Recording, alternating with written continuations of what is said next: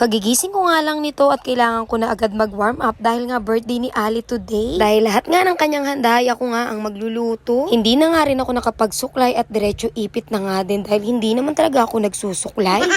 Sobrang sakit nga pala ng katawan ko ng mga araw na ito, kaya naman yung pagtatadad ng manok ay yung pamangkin na nga lang ni Ali ang pinagawa ko. Dahil di nga talaga kaya ng braso ko dahil sobrang sakit dahil nung nakaraang araw ay bumarog nga ako dito nga sa aming daanan. Dalawang luto nga pala ang gagawin ko dito dahil yun nga ang gusto ng birthday girl. Yung kalahati ay gawin ko daw sa adobo sa gata at yung natitirang kalahati ay gawin ko naman daw tinola. Hindi ko na nga inintay matapos yung pagtatadda doon sa labas at pumasok na nga ako dito sa bahay para makapagbalat nitong mga papaya. 5 piraso nga itong mga papaya na nakuha ni tatay at hahatiin ko nga ito sa 2 putahe. Hiningi nga lang pala ito ni tatay doon sa kapitbahay nila Ali dahil wala nga akong mabilhan. Pero pinadalhan ko naman talaga si tatay ng pambayad pero ayaw nga raw tanggapin nung may-ari nitong papaya. Hindi pa nga ako natatapos sa pagbabalat ng mga papaya ay natapos na nga yung pamangkin ni Ali sa pagdadadad nitong mga manok. Pinakyat ko na nga dito sa kusina dahil hindi ko talaga kayang buhatin dahil sobrang sakit nga nung aking mga braso. Itong adobo sa gata ang una ko nga palang niluto dahil uulamin na nga din namin ito ng tanghalian. Hindi rin naman ito katagalan maluto dahil hindi naman katandaan itong mga native na manok na aking lulutuin. Hinugasan ko lamang ng ilang beses itong mga karne upang mawala yung mga tira-tirang dugo. Pagkatapos ay nagiyat na nga rin ako ng mga ricados at maglalagay nga din pala ako dito ng dahon ng tanlan. Nakisuyo na nga din pala ako dito kay Carla na dalhin nga yung nyug dun sa pakayuran dahil nga ayokong magkayo. Hindi ko na nga ikikwento kung paano ko nga ito niluto dahil alam ko na alam nyong magluto ng ganito. 2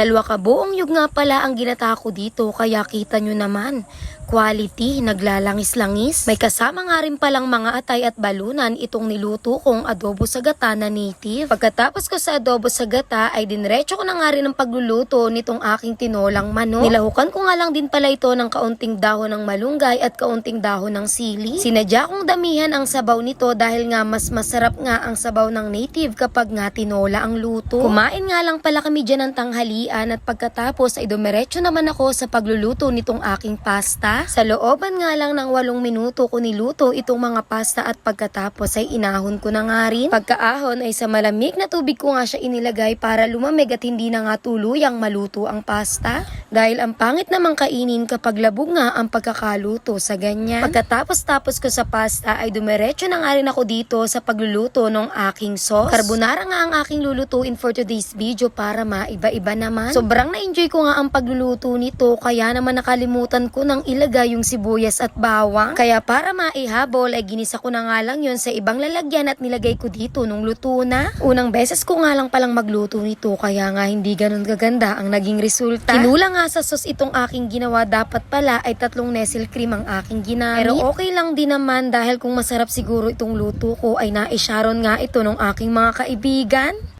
May natira nga pala dito kaya naman kinabukasan ay gumawa nga ako ng bagong sauce at talagang yun na nga ang lasa talagang carbonara. Hindi pa nga tapos mga mare dahil opo magluluto pa nga ako nitong tamis anghang. Ayoko talagang magpakana nito dahil sabi ko ay hindi ko na nga kakayanin ang pagluluto. Pero nangako nga itong si Monica na siya nga raw ang magluluto kaya nga pumayag na nga rin ako. Pero ang ending ay late na nga siya dumating kaya naman ako pa rin ang nakapagluto nitong mga tamis anghang. Masarap kasi magluto si Monica ng ganito kaya siya ang gusto kong paglutuin. Pero dahil late nga siya ay wala nga akong choice kung hindi ako nga rin ang magluto. Kahit sobrang busy nga ako ng mga oras na ito ay naisingit ko pa rin naman ang aking pagligo. Dahil hindi naman pwede na asema nga tayo mamaya kapag nga meron ng mga bisita. At sa mga oras na ito ay hindi ko na talaga alam ang gagawin ko at para na nga akong laghari. Dahil nandito na nga yung mga bisita namin pero napakarami ko pa ngang lulutuin. Sa mga oras na ito ay nagsisimula na nga ako sa pagluluto ng mga kailangan kong iprito. Sa sobrang dami nga ng aking gagawin at mga dapat ko pang gawin ay nakalimutan ko nga na may iihawin pa nga na liempo. Mabuti na lang talaga at hinanap nga sa akin ni Angie kung nasaan ang araw yung mga iihawin dahil siya pala ang in charge sa pag-iihaw ng mga ito. At hindi nga rin pala pwedeng mawala itong fried ulo dahil paborito nga ito ng aming samahan. Hindi nga ito pwedeng mawala kapag may mga okasyon dahil paborito talaga namin ito na gawing pulutan. Inis na inis pa nga ako dito sa mantika na aking ginagamit dahil nga sobrang bula. Akala mo talaga ay nilagyan ng dishwashing liquid dahil nga sobrang bula. May niluto pa nga ako dyan na sinigang na paa ng manok pero hindi ko na nga nabidyuhan sa sobrang dami nga nung aking gawain. Si Ali naman pagkadating galing trabaho ay ginawa naman yung kanyang vegetable salad. Habang busy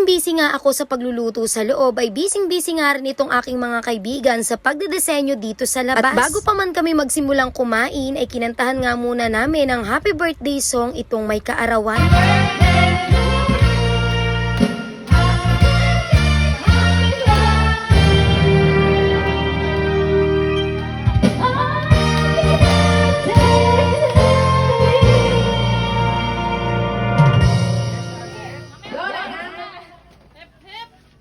Boy, make a wish.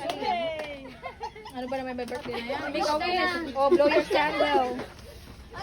Kaya, makakotawin kita. Ano kaya ang wish ng birthday girl? Feeling ko makapag-asawa siya ng seaman. Charot! So ayun na nga, nakantahan na nga yung birthday girl at syempre hindi naman pwede na wala nga kaming picture taking. At pagkatapos nga ng picture ay ito na nga kagulo na sila mga mare. Dahil alas 9 na nga ito ng gabi at mga galing pa nga ito sa trabaho kaya naman talagang mga pagod na pagod at gutom na nga ang mga bisita. At syempre hindi rin naman pwede na kainan lang ito dahil ito nga ay birthday yan. Dapat syempre ay meron din naman kaunting inuman. Ginsunog nga pala ang iniinom namin dito dahil hindi nga kami pwedeng mag-Alfonso dahil nga aba, mainam, napakadami namin, masyadong magastos.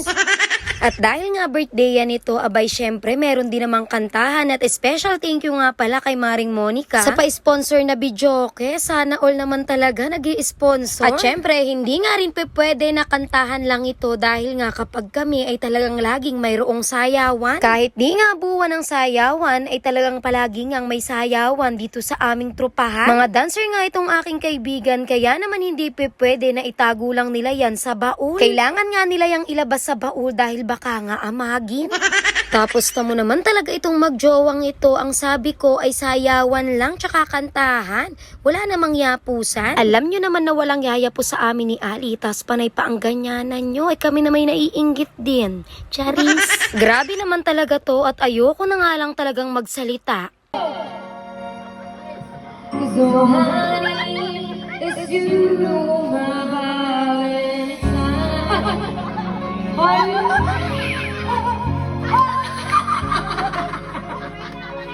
Grabe yun, antindi nun, parang sa kama ng kasunod nun, Keba.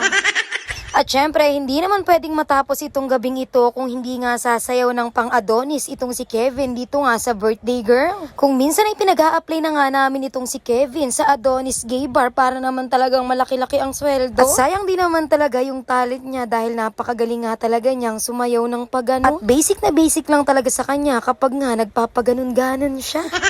So ayun, alas 12 na nga pala ito ng gabi at sabi ko sa kanila bago sila umalis ay magbabay na sila sa